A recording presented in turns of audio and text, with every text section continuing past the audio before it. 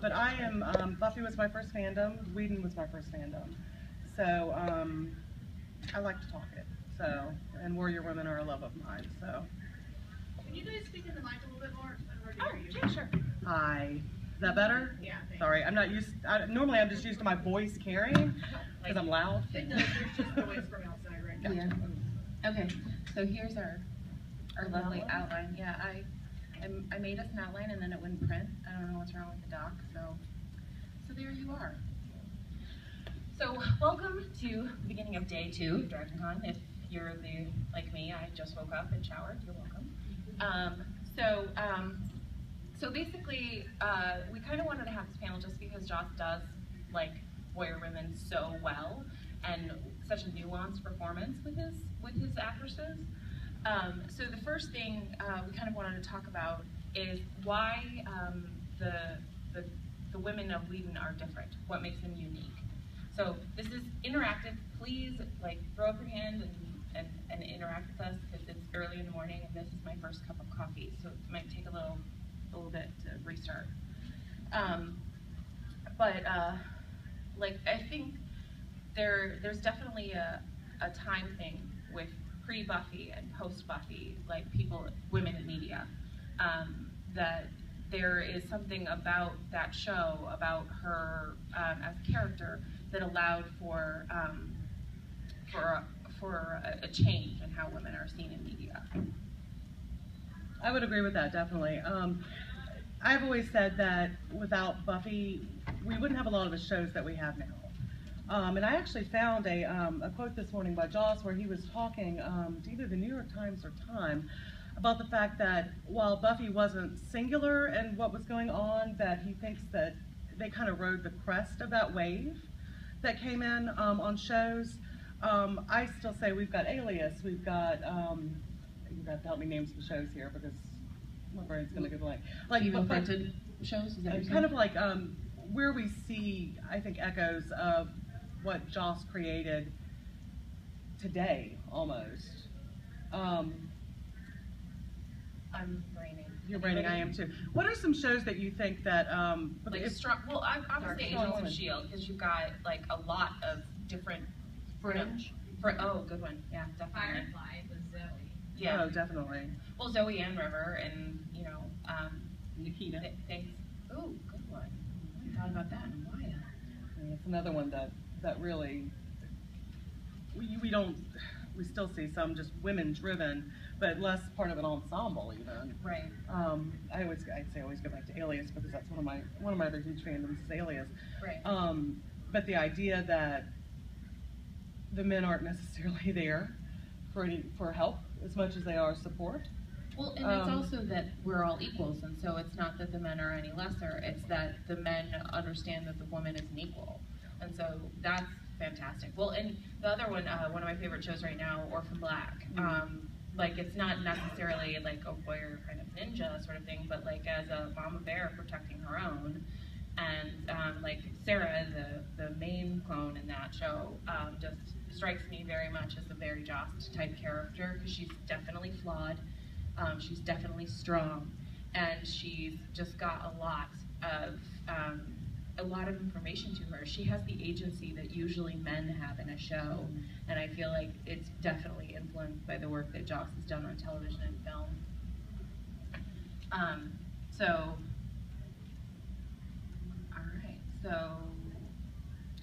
okay, and one of the things that I thought about a lot with this panel is what actually defines a warrior woman specifically to the Whedonverse. Because, we have, Xena was obviously a warrior woman, very much so. But to me, that definition of a warrior woman is different than what Joss handed us. And a lot of that is in our title with the warrior women cry tough. I think a lot of what makes Joss's women warriors is that frailty that they're allowed to have and that they allow themselves to have. We look at River, who has been surgically altered. She, even though she's such a strong character, you've got that mirror side of her where, her brother is taking care of her because she is so sick, because she is so terrified about what's going on to her. Zoe is very strong, has chosen to go into the military. You know, she's Mal's right-hand woman, and I would almost say equal to Mal, if not a little higher on the toughness scale, quite frankly. Bless. But she's married to Wash.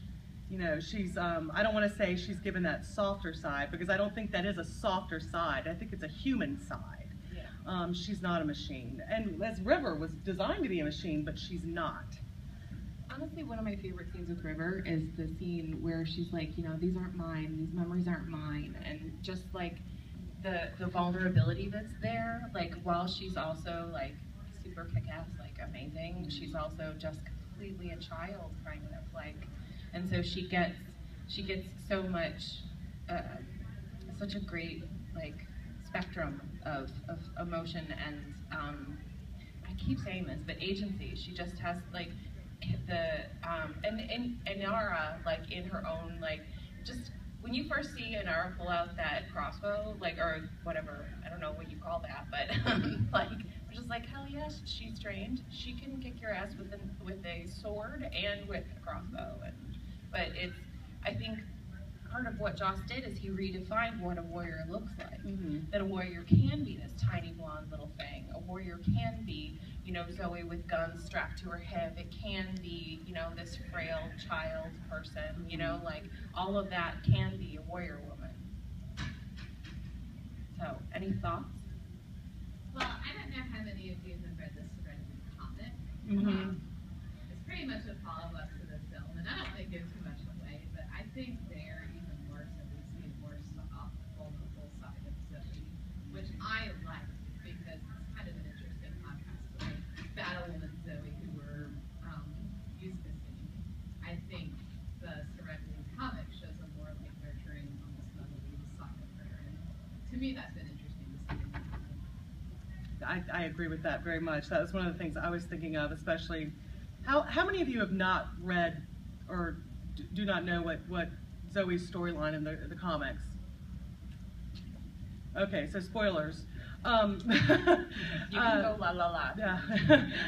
There's the point where she says, talking about Wash's progeny, you know, that she's going to be like her father, but she's very much also going to be her mother's child. But we do see her as a mother in the comic, and that is pretty epic. I mean, especially for Zoe, you know, as Wash says, do you know what it's like to be with a warrior woman? Well, you know, he's going to have a daughter as well that is going to, I think, probably exceed what her mother and father were. I mean, she's the combination of two amazing people. And I kind of hope we get to see her grow up to be a warrior in her own right. And Joss has said he's going to continue Firefly in the comics. Didn't he announce that that they're going to continue the Firefly? Yeah. Okay, good. Not wrong then. Yay. For that. And I didn't finish, I hate to say this, I didn't finish the Buffy comics. That's actually what got me into reading any comic books, was Joss. It's Joss. Of course I'm going to read it. But I kind of fell away from that. But even into that, I'm a big watcher on, in Joss's world too, women who have had things forced upon them as opposed to the women who have chosen that path. Buffy didn't choose it. She chose it later. She chose to continue being the Slayer later, I think. But at the get-go, she didn't choose that. She, you know, poof, one day you're the Slayer. But even within the Slayer line, the other Slayers did choose to stay on that path, and Buffy's the Slayer that survived. She's the one that lived the longest. You know, the girl in China, even Nikki Wood, who was totally badass in her own right. And Faith, I think Buffy was more successful because she did not go into that blindly. She still allowed herself those human frailties and the human decisions that she had to make, right and wrong. And the Slayer has always been, I think, black and white. There was a lot of gray with Buffy. And I think that's what made her stronger as a character and as a woman. And then, of course, we see at the end of the series, she gives that to all the girls. And then they can choose whether or not. That's still one of my favorite montages ever. You know, the little girl with the bat. And I get chills thinking about it. because she has opened up this possibility. It's not just something a group of men forced upon one woman. She's taking that warrior strength and handing it to everyone that might choose to use it. Well, and I like that they cover the fact that sometimes people aren't going to make good choices with that power. Yeah, oh yeah. Or understand it. Like, I forget what the name of the girl is who's on Angel, where she goes bananas because she's having these visions and just can't handle it. But she's got this super strength, and so all of a sudden you have a person who is mentally unstable and dealing with what? Cordelia? No. There was a Slayer on Angel. It was the F that Andrew was in. Yeah. Where he talks about the blood tasting like the penny. Yeah. Don't ask He me why. started out already, Yeah, and so, but she was a possible Slayer, like she was a potential, and so, and I mean, like one of the big ones is Natasha Romanoff, my girl. Just this last Avengers, and one day when the world is kind to us, we will get a Black Widow movie and learn more about her. But in this last Avengers, you get a lot more backstory on her, and just that moment where she starts talking about childbearing, that she's I was just like, oh my god, I don't ever want children, but like I know I have the option, and just to have that, you know, the choice taken away from you, but she has also made so many choices to change who she was and how she was, and in the comics, obviously, she has a much more full backstory and there's a lot more information, but that's normal. But I love Natasha, that she goes, like we have a panel later, if you want to stop by. We have a panel later about Natasha's like progression in the MCU from basically Tony Stark's babysitter to like this amazing front of the Avengers, and I just love her as a character. I think she's fascinating, and she actually made me start reading Marvel comics because I wanted to learn more about what happened with Natasha, because I like my ladies in comics. But so any thoughts about other characters that you want to bring up and like please share with us? Talk. What's up? I think even with some of the characters that start out kind of reserved and shy and don't do much, they grow to become, you know, even with like Willow and Cordelia. Mm-hmm. You know, in the beginning, Cordelia was kind of, you know, bratty and bitchy, I guess, but Willow was kind of shy and reserved, and even Willow became kind of a strong warrior sense to.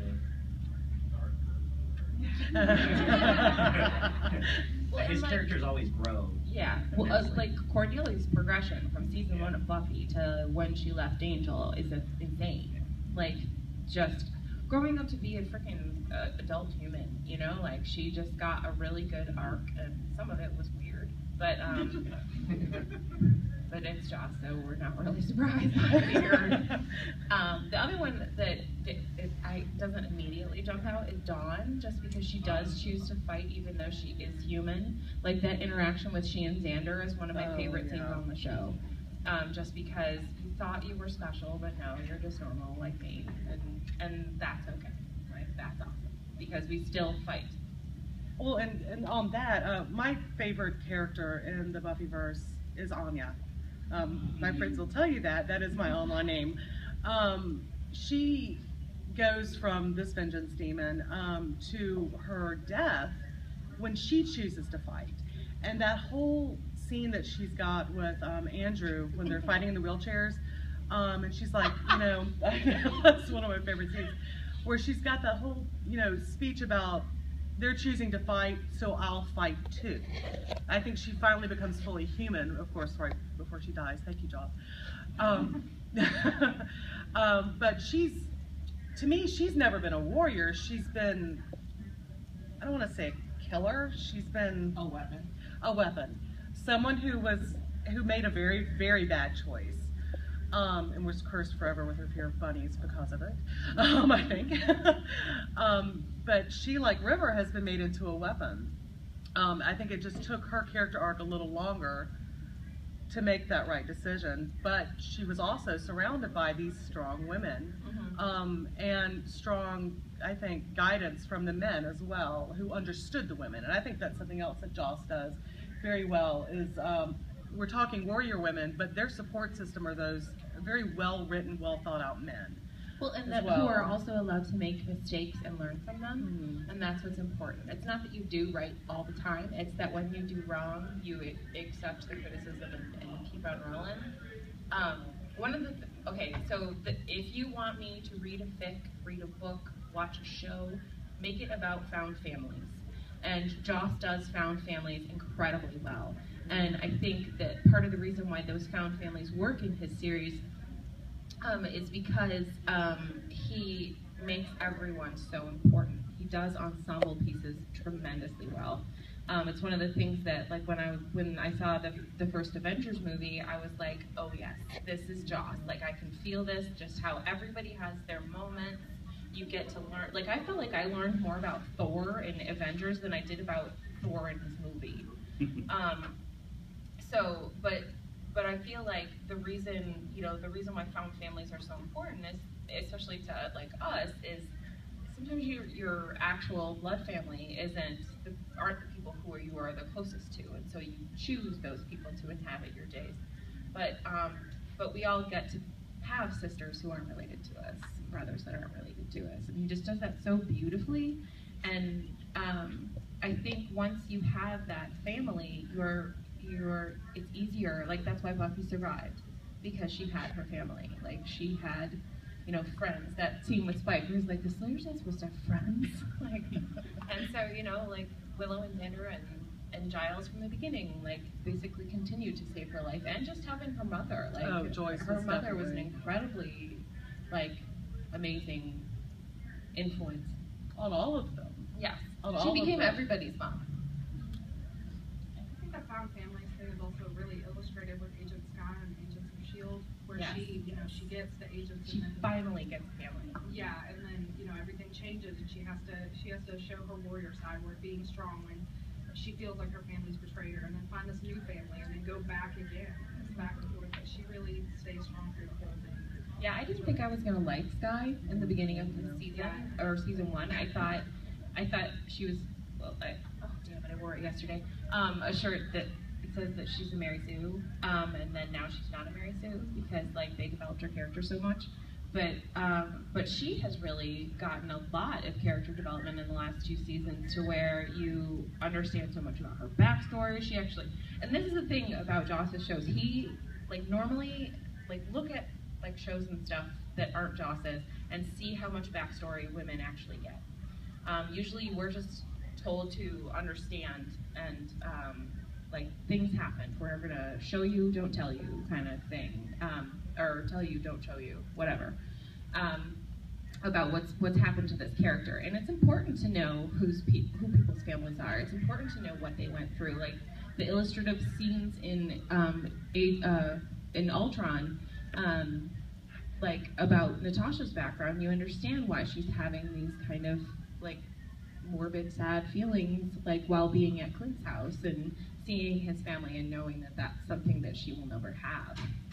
And so, but it's also important because the more stories we tell about women, the more diverse stories we tell about women, the more representation. Like, so I would love to have queer women on television. I would love to have bisexual women on television, because I exist, I'm really a person.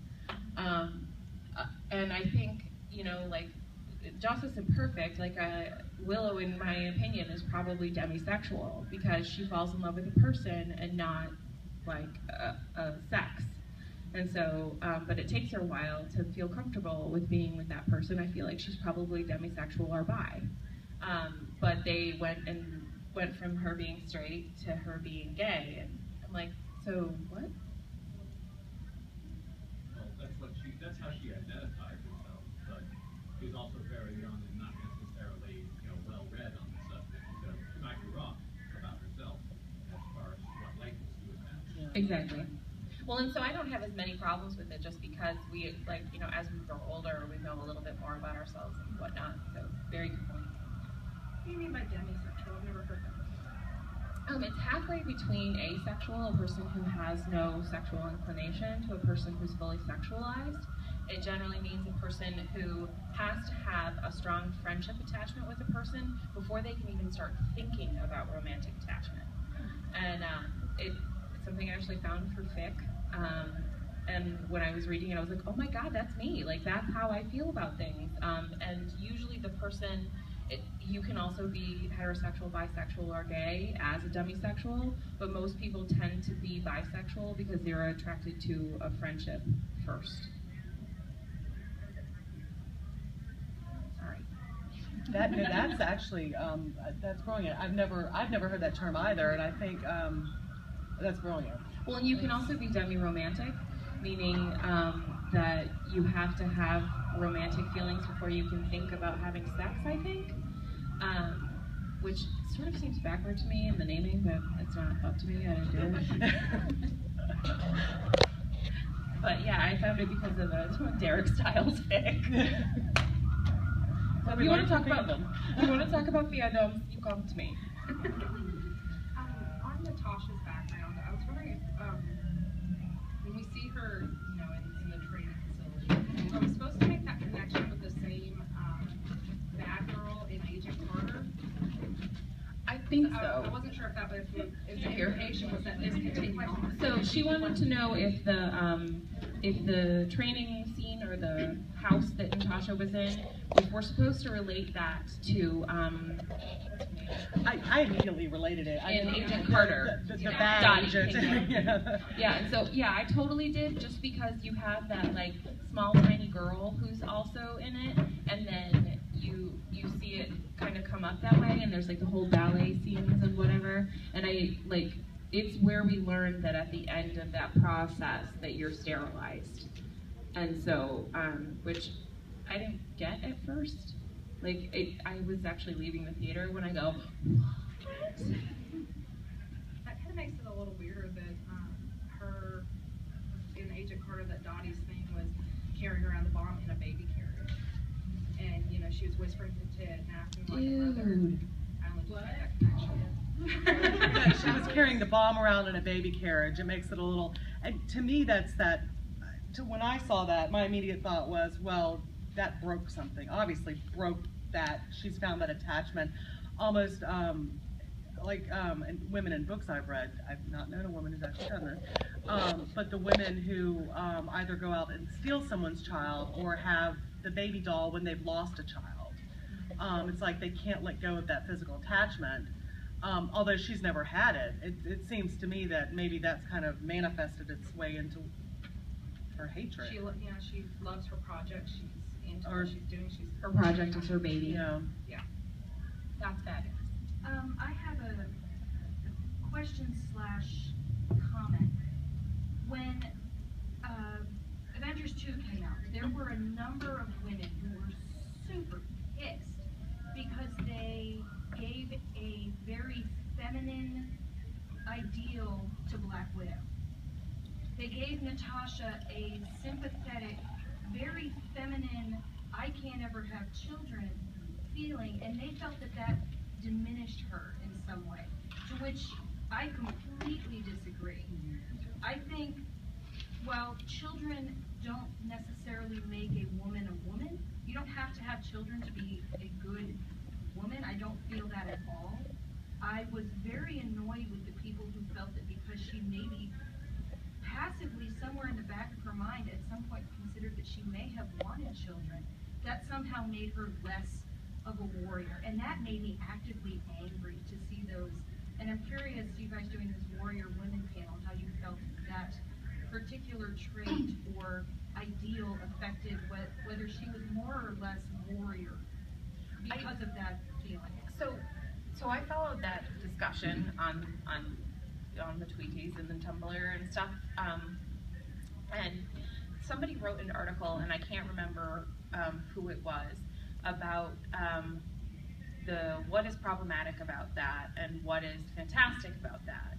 So having children or the want to have children does not make one more or less, whether you are a man or a woman or in between. And but the problem is we have so few female action heroes like as far as representation. Mhm. So if we had, if half of the Avengers were women, and one of those women was thinking about having a family, it would be less, problematic. Like, can't we just have a woman who just kicks ass and that isn't a concern? But the thing is, in the Avengers 2, Clint has a concern of his family. That is very important to him. He hides them. Like, he is much more of like a maternal type figure in that film than Natasha is. But I also think that if we had more female characters as main characters in action films, that the more you get, the more stories you can tell, and that's basic. I'll find the article and I'll post it to our Twitter, because I know it's a really excellently thought out. But the conclusion that she basically comes to is that there's nothing wrong with her having those feelings. There's nothing wrong with a woman having multiple wants and needs, and that your wants are going to change as you get older. I don't want anything that I wanted when I was 16, except for naps now. But as far as life choices, we all change so much that if she didn't, move along in some direction, then she becomes flat. And that's not what you need in a character. I think that, and we were speaking on this earlier, Joss's definition of a warrior woman as opposed to our general definition, that really spoke to me from Joss. Joss's ideal of a warrior woman, that they are allowed to be human and they are allowed to have attachments outside of whatever the agency wants them to have. And at the end of all things, they took away a biological part of her. They altered her body. Like River had. It was like a rape. It was. I think it was. And I look at Nikki Wood as a warrior who had a child, and even a non-Joss entity, Kill Bill. Yeah. And I think a lot of that as well. They'll fight harder because they have a child to protect, but I think also it has allowed them to make better choices because they are thinking outside of themselves. And while I'm very much not of the opinion that a woman has to have a child, I think a woman should be able to make that decision herself without someone else making it for her. Right. Now, granted, sometimes biology does that on its own, and that's life. But if some other person decides to make that physical decision for her, that's a problem for me. And that actually, there's a whole, and I go back to Alias, there's a whole bit in Alias where she wakes up with no memory and discovers her eggs have been harvested, and what they're going to do with them. And a whole scene where she actually sets fire to the whole lab, which is brilliant. But I always, that's immediately what I thought of when I saw that scene in the second Avengers. Those scenes that they gave her in Avengers, I liked her before. Now I love her. I want to know more about her because it didn't make her less of a character to me. It made her more of a character. And I want to know her story. And now I can go back and, understand a little more about some of the decisions she's made. And again, with Hawkeye, he's got that family there. It was almost like a reversal with him. And his wife, who has got to be the world's most amazing woman. And that is, that's her family and the Avengers. I actually saw a really just adorable thing on Pinterest where it was Natasha gets a tweet that says, "We're having family photos for Christmas, wear a red dress." And I loved it because, she's found her family there, and it makes her even more so as a character stronger. Found families. Found families, yeah. I could go on for days about found families. Richard, did you have something? Yeah, I was just going to build off of what you guys were saying. What I love about Joss when he writes women is he treats them equally to the men. And the storyline that Natasha had in Avengers 2 is the very same storyline that Tony Stark went through earlier, that Thor has gone through, that Captain America has gone through. It's about these things that they've lost, that have been forcibly taken away from them. And he doesn't treat Natasha any different because she's a woman. She's a human being who's going through this story and who happens to be a woman. And I think that's what makes Joss's warrior women special, is you know, they're not special. They're just humans first that just happen to be women. Well, it's like Agent Hill. I love Agent Hill. It's like such a random thing in there. First of all, somebody, one of my friends came to the Avengers Ball last night dressed as Robin Sparkles from, but she had a name tag on her thing that said Agent Hill the Mall Years. Oh my I'm like, she's like, I had to Avengers it up, and this costume is really comfortable. But I love her because she's a soldier. That's all you see of her. She's a soldier, just like any other soldier we would see. And yes, she has more screen time than a lot of the people who are on the ship. But like, she's a soldier. That's it. She does her job, and she's not like. I love her. I love that, like, that, you know, Fury's second is this, you know, strong woman that we only see as her job. Like, thus far we don't have a background on Agent Hill. But I feel like, just like with Coulson, like, people like, okay, so Coulson came back from the dead because everyone was like, no, bring them. And then he got his own show, which is like so Joss, it's not even funny. Well, and then we've got Melinda May. Yes. Who, I love her anyway because I love the actress. I love me now. Oh my God. She's brilliant. But, you know, we're seeing so much more of her and finding out why she's the Calvary. Mm-hmm. And again, had to do with the decision in her life involving a child. Mm-hmm. But I think a lot of that has to do even with that, because it's almost a decision to destroy something that's so innocent, even though It wasn't. I'm really, and her sitting at that desk with him talking to her is my favorite scene. Well, the stapler and the stapling papers, and when he came to recruit her back for that was brilliant. Just as a side note, I love the two of them together. They've got great chemistry. Mm-hmm. But I'm really looking forward to seeing more of her as well. She's become such a strong figure, and is the one who desperately did not want to be there. Mm-hmm. Desperately did not want to be there, which we see in his other characters. You know. Well, and I like that you finally get a female action hero who is not 22. Mm-hmm. That, you know, we're still badasses. You know, I think she's what, almost 50 or is 50? She's 50 or 51. Yeah, so she does not kick any less ass because she's older, and men are allowed to do that. Like, you're allowed to be, you know, James Bond forever, basically. But women, generally, we are in the, like, skin tight suits. Plus, she was having it off with Laura, who's like 20 years younger than she is. Mm-hmm. I love it. She's definitely a badass. Yes, Melinda May is like a shining star, like a dark knight. I love her.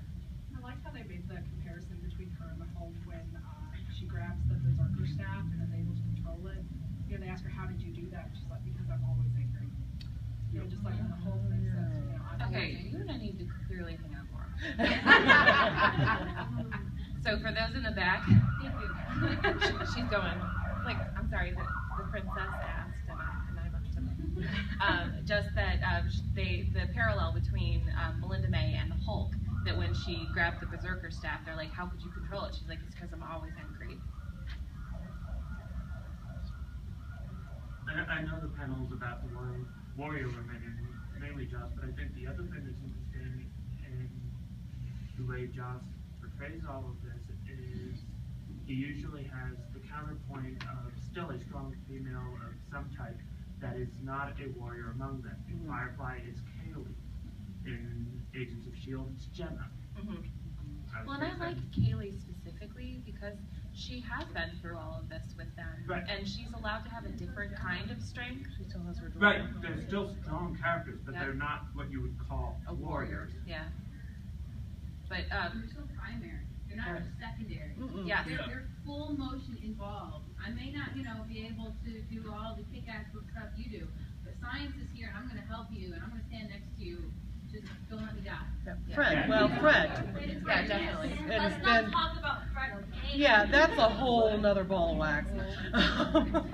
So Jonathan Woodward, who played, who was in Buffy, Angel, and Angel and Firefly. Yeah. He was the one who turned Fred into the other. Mhm. He used to say, he's like, bitch, I made that character so much more interesting. No.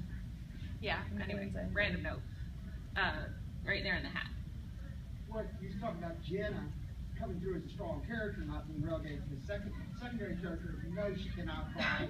So we typically think of the warrior woman as martial arts, take a guy down, whatever. But we saw Jenna in the start of second season working undercover That's my point. yeah, you know, working, you know, Cold Warriors. yeah, very cold, Yeah. very risking her life every day, and the rest of the team thinking, what the hell? She walked off and left us?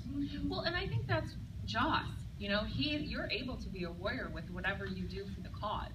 You know, like Buffy's mom was a warrior because she helped keep Buffy alive and let Buffy know that she was loved, and that's kind of fighting. Not everyone can do that.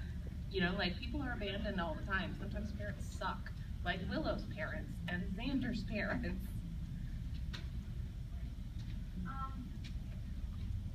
Okay, so I know talking about strong women.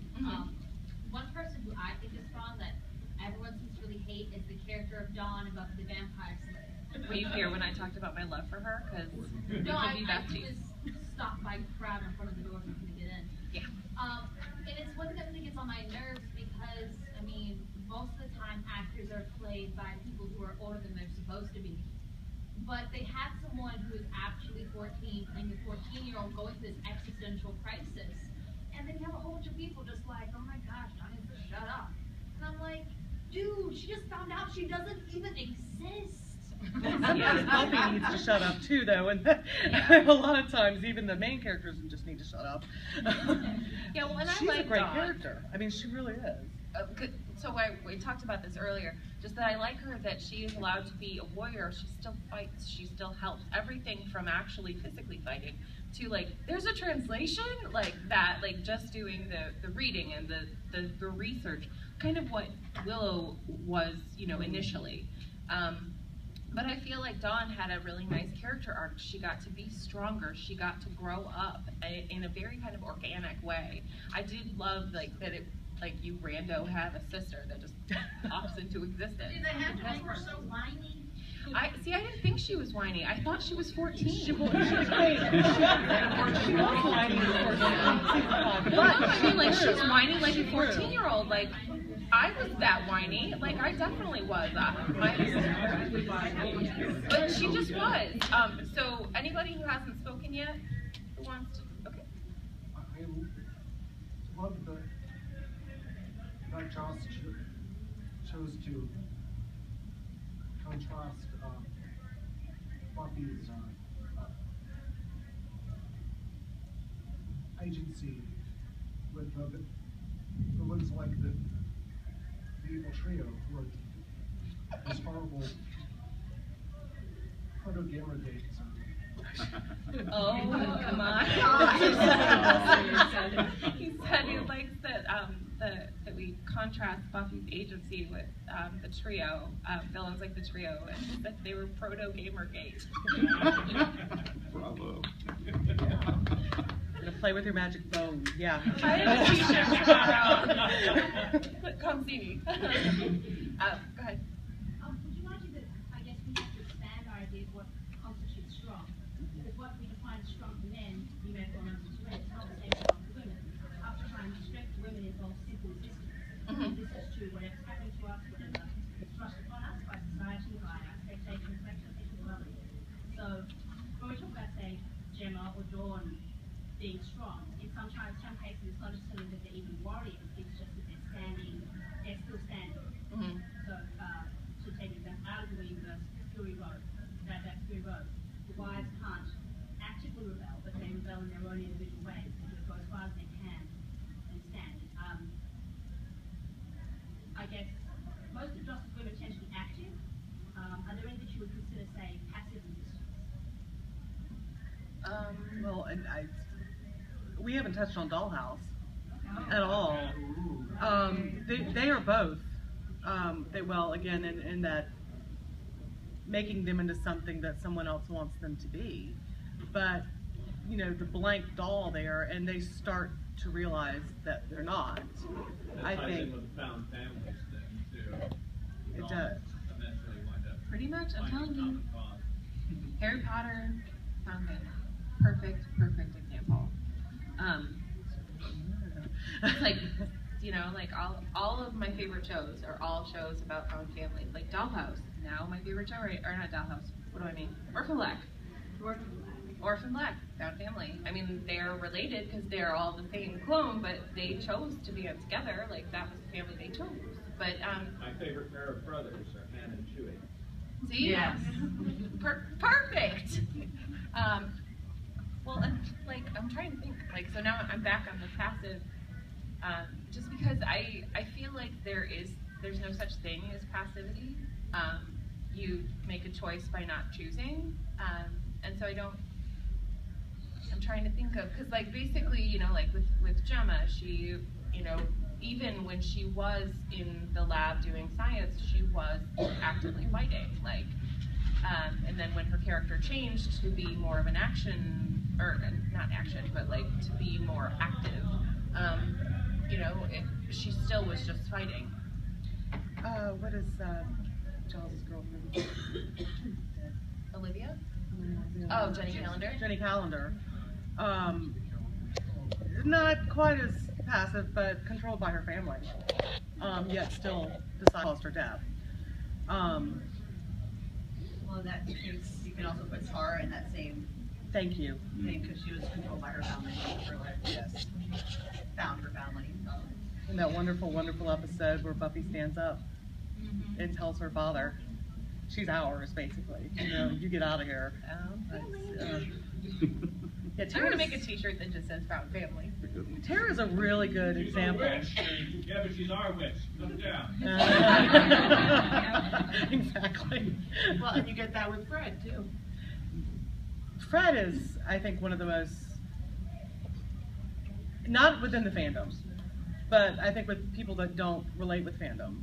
Just, oh, I like the show. I think Fred is one of the most underrated characters that they have. Not within the fandom, because we adore her, I think. Which is why there was such fury when the thing happened. The incident. Yeah, Fred fought passively in, where's Lauren from? Somebody remind me. I don't know. The alternate universe in which Cordelia was queen. Like Numfar do the dance of Yes, joy. where Numfar does the dance of joy. She fought for years without fighting, actually. She survived that. Through math. That's what I feel like. When people are just surviving and not fighting, that's maybe the passive. Yeah, that's what I think.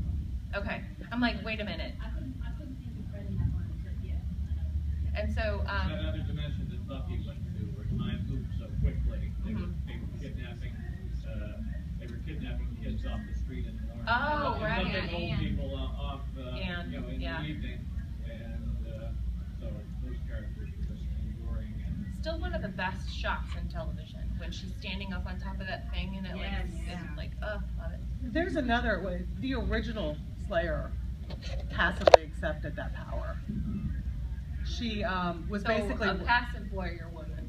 She became the first warrior, technically, in the Whedonverse, pre-Buffy, when we go backwards and find out her story. She was basically raped by a group of men who forced this power on her, not physically raped, but emotionally, mentally, on every other level. And then when she became what she was, and then this is passed down throughout the years, and then Buffy's actually the one who said, no, I'm not going to do that. And then turned around and gave the power to everyone. But that original Slayer, as crazy as we see her, she survived it. And she, you know, we have the Slayer line because of that, I think. You had something, Richard? Yeah, I was going to say Inara might be a good example of a passive warrior woman. because she fights and does what she needs to do within a very political, social system. You know, people don't generally look at Inara as being a warrior or something, but you know, she is the only legitimate person on that entire crew. You know, the only person who can, you know, pull into an alliance port without causing problems. She allows that crew to be able to do business, and so passively fighting the way she can to change things. I think maybe if we would have had a season 2, Joss may have explored more of that with Inara, what she does behind the scenes and by the particular types of clients that she chooses and things like that. Well, and I feel like she also fights the patriarchy a little bit. At least, you know, our idea of what a woman can be and what's okay for a woman to be by her chosen profession. Like, and that she does not allow people to speak of it illy. That she's proud of who she is, of what she does, and that translates into every facet of her life. That, you know, all of what she is comes from these years of being trained as a companion, and that there's nothing wrong with that. And so it gives women a type of agency to be able to choose to make those choices. That you aren't a whore just because you're a companion. In Heart of Gold, is that the episode where where they're fighting? They've been not actively, passively fighting. Can't remember the name of the lovely gentleman who's trying to drag one of them out of there. Thank you. Somebody's Patty's always my gonna wiki. know. Patty's my wiki. Patty, you had mentioned when we just were talking about the comic books. Were there any particular female characters? Was it that you found? Oh, well, Kitty Pryde. I mean, the whole. I don't know whether you guys. Obviously, you guys are fans of the TV show, but I don't know how many of you have read the X-Men, the Astonishing X-Men. But holy crap! Okay, I'm gonna be a little spoilery, so if you don't want to hear it, plug your ears and la la la for a second. There is a panel in that comic book that literally made me jaw drop stare. When Kitty Pryde phases an entire spaceship through the Earth to keep it from crashing into the planet. I've got goosebumps just thinking about it. It is still, to this day, with all of the comic books that I've read, it is still to this day the one panel that I can see clearly. It's just this rocket ship, and you see it basically halfway through, like, the city of New York or something. But she is phasing this entire rocket ship through the Earth so it doesn't crash into the planet. Jeez. So, you know, Kitty Pryde is... She's the one who can run through walls. We have a little girl who can walk through walls. Who can run through walls, yeah. It's like, because I know X-Men based on film and the animated series. That's fine. I watched a lot of the animated series when I was a kid, but I read, of course, The Astonishing X-Men because it was written by Joss Whedon. Right. And it is very, very good. I highly recommend it. But also Frey. And you're my Frey expert. This is my friend Patty, my by the Frey way. I read it like twice. But Frey is Cosplayer. amazing. Frey is a Slayer in the future, but she doesn't know what Slayers are, really. But she's got the side. She comes in possession of the side, and she has to learn who she is. She's half a Slayer? Yeah. Oh, that's right. I forgot about that. Yeah. Hmm? She's half a Slayer. The brother, were they twins? Yeah. The brother got the other half, which is a whole nother realm of just. I'd love to know about that. Frey is great. Frey is a little more obscure. A lot of people don't. That's actually read that, but she makes an appearance in Buffy season 8. So when they go to the future, if you haven't read the comic books, read the comic books. That is, Frey is brilliant. And even though she's got half of that power, it's still quite more than enough, you know, to kick some butt. Not all of Joss's warrior women wear the white hat either. Yeah. Lila. Think of Faith early on. She's certainly a warrior, but she's very flawed and not necessarily strong inside. Look at Lila. Yeah. Yeah. You know, and talking about the political arena, within Wolfram and Hart. Or Saffron on Firefly. No Saffron. The Pretty woman who's savage. the chef fridge. Or the woman that runs the dollhouse. Cordelia, she does dramatically quite a lot. She just gets headache visions that almost kill her. Well, and I kind of feel like the headache visions are like, I know that it happened to Doyle and that she got it from Doyle and still tear. Little one. But I feel like that's a much more female-centric power. Women tend to get things like that are the sort of passive power. We don't tend to get the active, like, blow shit up powers. Sure. Witch. Scarlet Witch. So I have short-term memory problems, so I'm gonna call and ask for names. Like Scarlet Witch. Nice.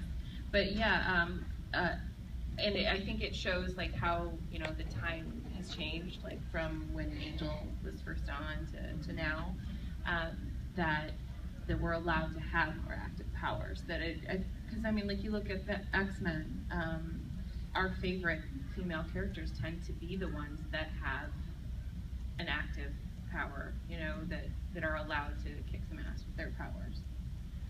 Although you're talking about Cordelia with the visions, even the first episode of Angel, you know, she knows what she's about.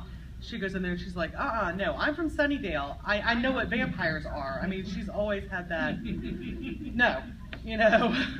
And she was actually, was it in Graduation Day 2? She's the only one we actually got to see kill a vampire and dust it because Joss had, yes, and Joss had been having a bad day. Yeah, and he let her do that, and it has nothing to do with anything other than trivia. But I thought that was brilliant because it reads into the show that Cordelia is the one who dusts that down.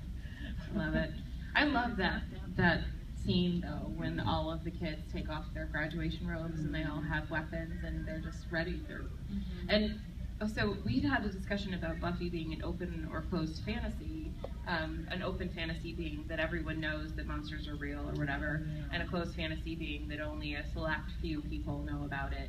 With Buffy, you find out that what we thought was a closed fantasy is actually an open fantasy in the prom scene that everybody recognizes, which, by the way, still makes me cry. I'm like, oh my god, and she got the parasol and it was so beautiful. Yes. See, that's why that chick needed to have her ass kicked, because she touched the parasol. Pardon me, I swear a lot. But yeah, just that, and I think that's what makes it all the more special in Sunnydale, that people do know that things are afoot. They just sort of ignore it most of the time.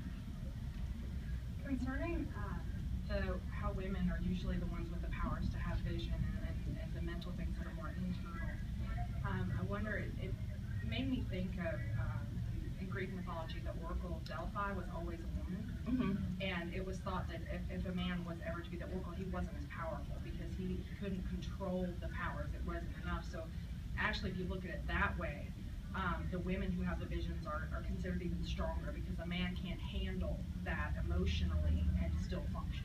Well, and I wonder if that's a childbirth kind of thing, that you birth a vision, and so only women have the power to birth that vision, like, effectively.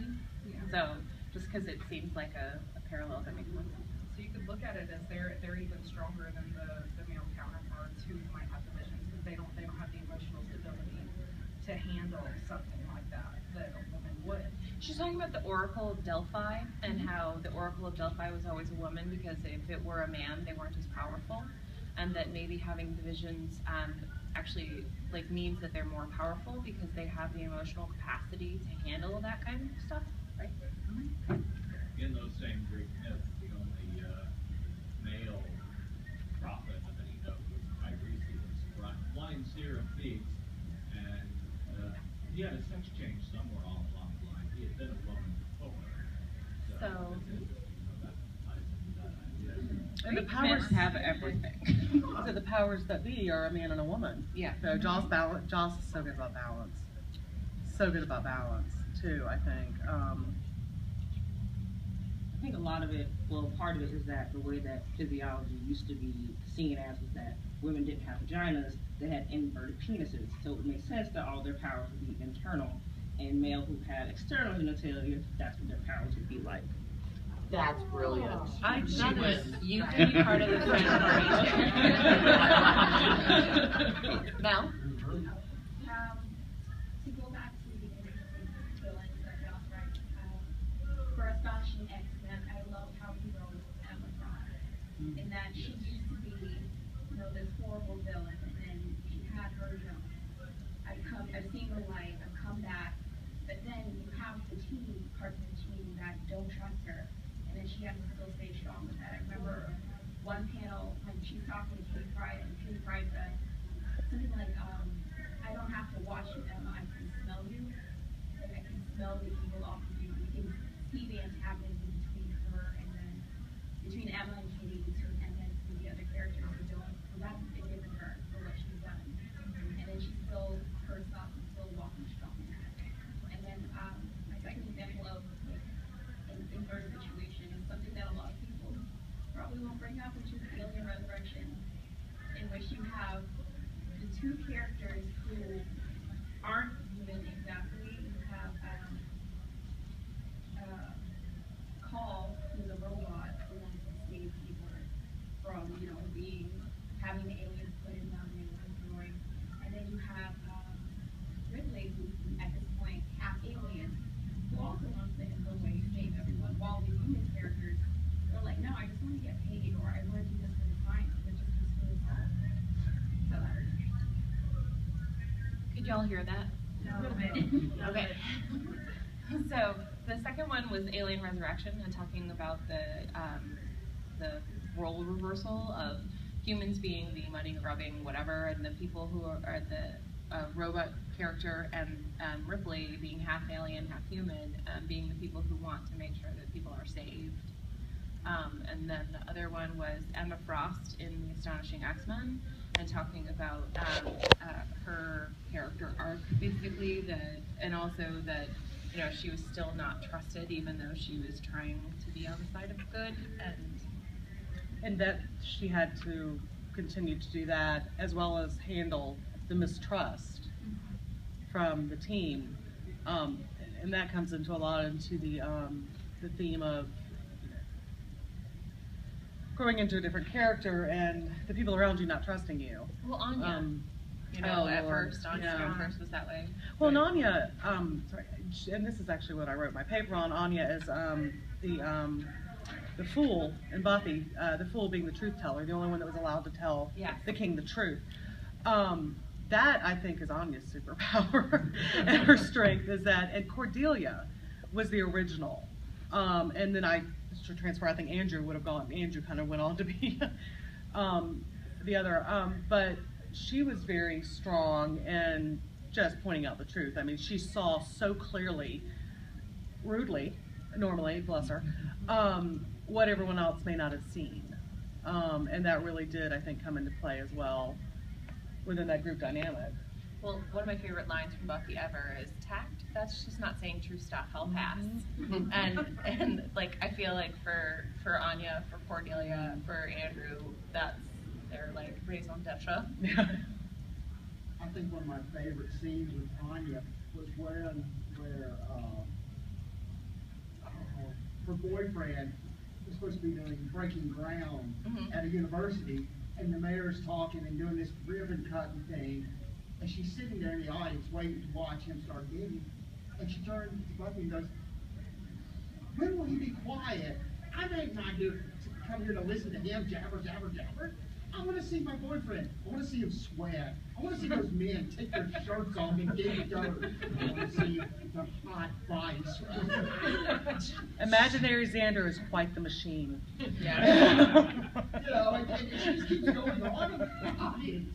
Okay, we are actually done, but thank you guys so much for coming and for the discussion. We really appreciate you stopping by and have a good time.